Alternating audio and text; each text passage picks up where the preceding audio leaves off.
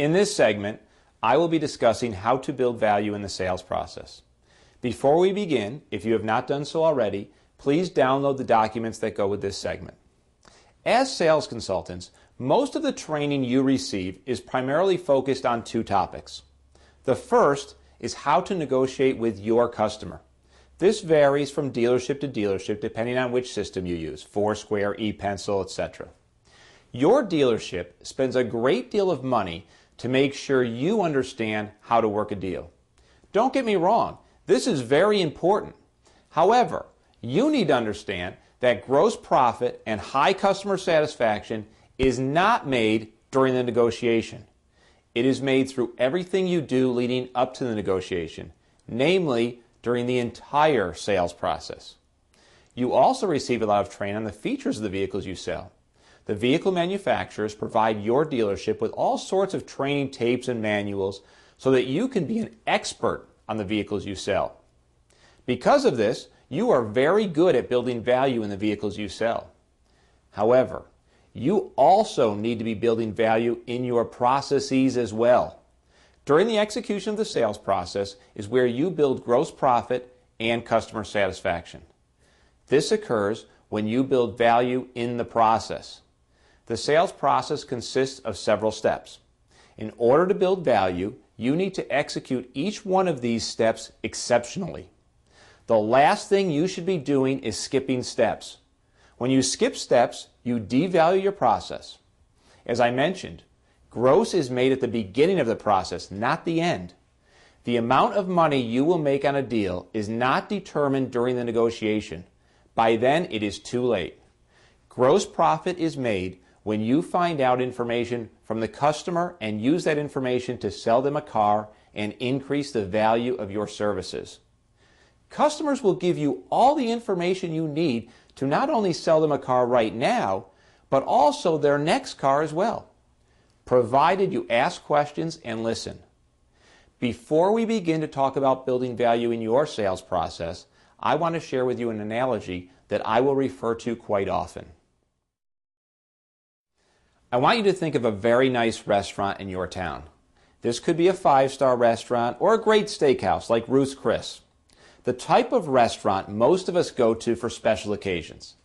Now, imagine you are at this restaurant. What is it about this restaurant that makes you spend a lot of money for dinner? Most of you will say it's the great food, and I agree, the quality of the food does help set these restaurants apart. However, I think it is more than just the food. At these nice restaurants, you might spend $20 for a hamburger. You might also stay at the restaurant for almost 2 hours. In both of these cases, you will do it without complaint. Now, if I took that exact same hamburger that you are willing to spend $20 for at the 5-star restaurant and put it on the menu at McDonald's, you would not spend $20 for it. Even if it was the exact same hamburger, you still would not spend $20. Why? Because it is about more than just the quality of the food at these 5-star restaurants. What sets these restaurants apart are things like the ambiance or environment and the great service you receive. The great service most likely involves the following. The maitre d' greets you by name. They have your reservation waiting for you. The waiter fills your water glass before you have to ask for it. They give you a free pre-appetizer. The waiter puts your napkin on your lap for you. The waiter explains in detail what is in the different dishes. When your food comes out, it is always hot, and in many restaurants, several waiters bring the food out so that everyone in your party gets served at the same time. They always wait until you're finished with your appetizer or salad before bringing out the next course. In addition, many times the manager or chef will come to your table to find out how dinner is. All of these things go into making your experience at these nice restaurants worth the money and the time. These nice restaurants take their process and execute it to its full extent. What they do not do is skip steps. The reason we are willing to spend $20 for a hamburger and 2 hours of our time at these restaurants goes far beyond the quality of the food. It is not only the great process, but also the execution of their process that sets them apart from McDonald's. What does this have to do with the car business? Well, even if you have a great product line, when you sell it in a McDonald's process, your customers will not spend all the money for it. If you are skipping steps in the sales process, then your customers will not spend $20 for your hamburger. As I overview the sales process, I want you to continue to remember this analogy, because if you want to be successful, and I define success as sell more units at a higher gross with increased CSI, then you have to follow the entire sales process. When you follow the entire sales process, you will be adding value to the customer. We have all heard that customers will pay more for our cars if they see the value. However, as I just showed you in the restaurant example, you have to do more than show them value in your product. You have to provide the customer with value in your process as well. Customers who see the value in your process will pay more for your product and give you higher CSI scores. We have all had customers who paid us all the money and gave us high CSI scores, and we have all had customers who beat us up, got a great price, and scored us poorly on CSI. The first customer saw the value in your product and process. The second one did not. Now, does it take more time to build value in your process? Absolutely. Just like it takes more time to eat at a 5-star restaurant than it does at McDonald's. However, if we as customers see the value in the process, we don't mind spending the extra time. You are happy to spend 1 to 2 hours at a Ruth's Chris Steakhouse, but you wouldn't want to spend 20 minutes at a McDonald's. I am sure you have all been told to slow the process down. The problem is, what does that mean? Should I speak slower? Unfortunately, slowing the process down is not what you should do. It is the result of building value. If you build value in your process, then you will automatically go slower. Therefore, what you should be told is to build value, not go slower. I want to mention something else as it relates to the sales process and the idea that customers will pay more for a great process. We all think that customers only want the lowest price. However, if that was the case, then a Kia would be the best-selling car in America, not a Camry. The reality is that customers want the best deal. The best deal does not mean the best price. It means the most value for their money. Executing the sales process exceptionally will add value to the customer. While it may not be difficult to execute the sales process completely, it is hard. What I mean is that anyone can do it. However, in order to do it successfully, you have to use several skills and know what the process looks like. The skills that you will use as a sales consultant are listening skills, questioning skills, knowing how to differentiate between features and benefits, using consultative selling, being able to resolve objections in a customer-centered way, being organized, and the ability to use body language and tone of voice to communicate with your customers. These are all skills that must be developed. Each of these skills has an entire training video dedicated to mastering that skill. In order to build your customers' trust in you, you will need to become very good at these skills. As you will see in the skills video, when a customer has a high degree of trust in you, then their anxiety is low. However, when they do not trust you, then their anxiety is high. Throughout the sales process, everything you do will either increase a customer's trust or their anxiety. The skills we teach you in the skills videos show you how to increase trust and reduce anxiety. This will allow you to not only sell more cars, but also make more gross profit with increased customer satisfaction. Customers who have high anxiety may buy from you, but your gross profit will be low and you will never see them again. I want you to make more money on each deal and develop customers for life. Now that you know the importance of the sales process, let's take a look at the steps in the process. The sales process consists of the following steps. Step 1, prospecting, including how to set an appointment. Step 2, the meet and greet. Step 3, gather information from the customer. Step 4, present the vehicle to the customer. Step 5, do a vehicle demonstration or test drive. Step 6, do a trade appraisal if necessary. Step 7, negotiate the deal. Step 8, turn over the customer to a manager if necessary. Step 9, turn over the customer to your F&I or business manager. Step 10, deliver the vehicle including a dealership tour. And step 11, follow up with the customer. These are the steps you will go through with each of your customers. For some of your customers, you may go through a step fairly quickly. For example, if a customer has bought 5 vehicles from you, then you will not need to spend as much time in the prospecting or meet and greet steps. However, the reason you don't have to spend as much time in these steps is because at some point when you were previously with this customer, you did spend a great deal of time in these steps. For most customers, you will guide them through these steps in the process.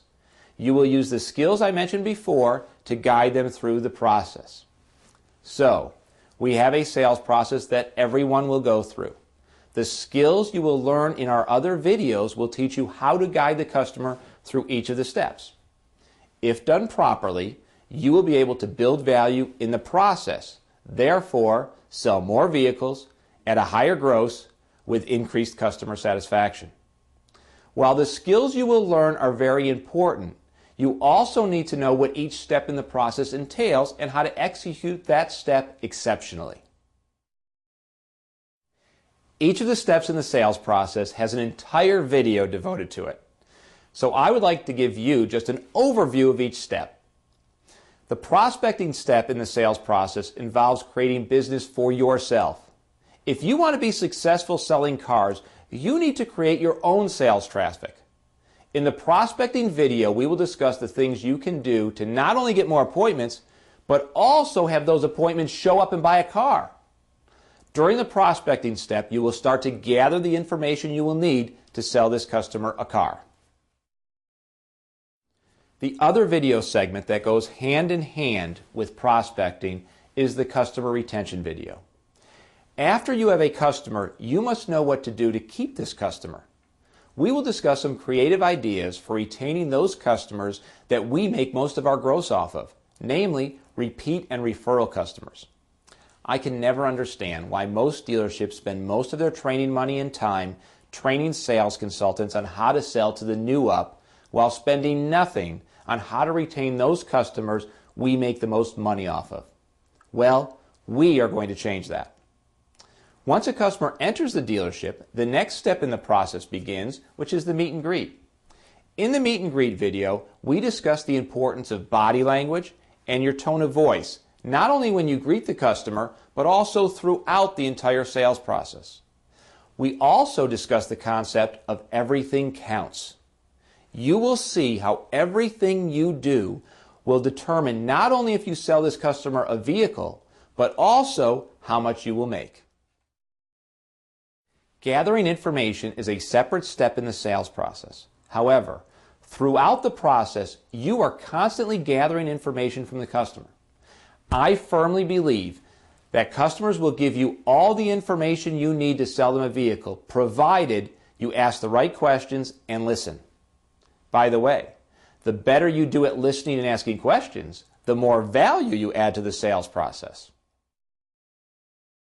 In the vehicle presentation and demonstration video, we discuss first how to transition from sitting at your desk to having the customer go with you to the vehicle on a demonstration drive. We will look at the objections customers can give us for not wanting to take a demo drive and what we can say and do to make sure the customer wants to go on that demo drive.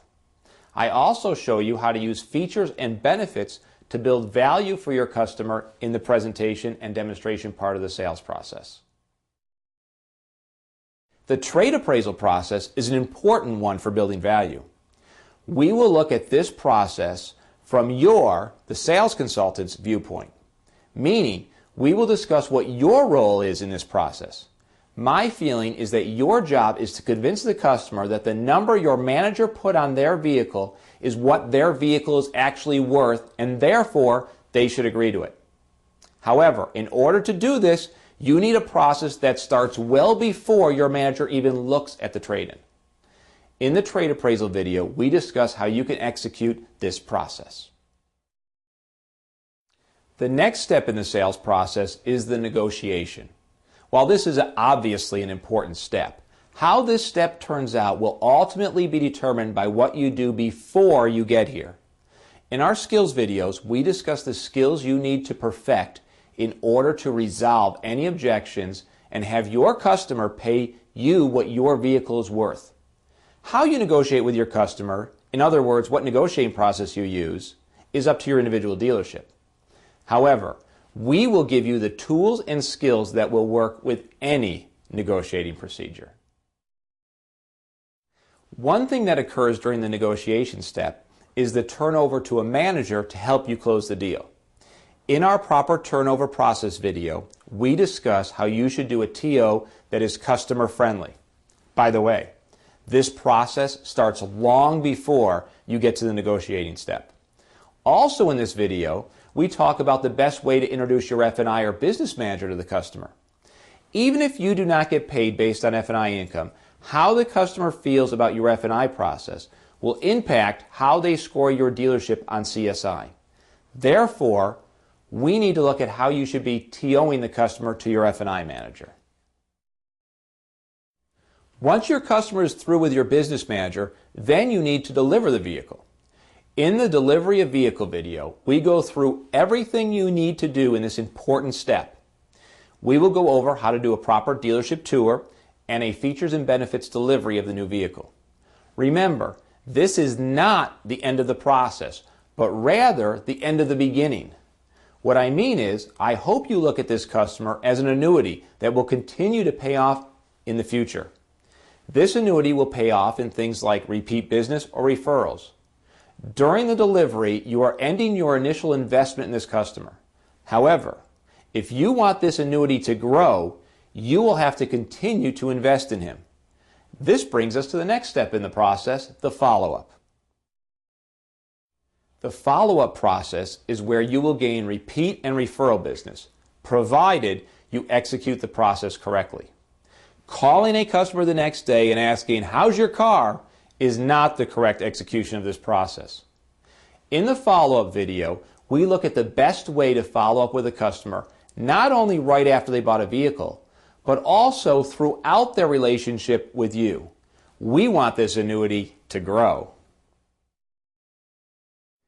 As you can see, the sales process never really ends. It's like the Energizer Bunny. It keeps going and going. The steps I have outlined are only the beginning of a process that results in a long-term relationship with a customer that will make you successful in the car business. However, as I mentioned, when you skip steps in the process, you are forced to come up with smoke and mirrors to get the customer to move through the process. Ultimately, this results in either no sale or a sale with low gross and no hope of repeat or referral business.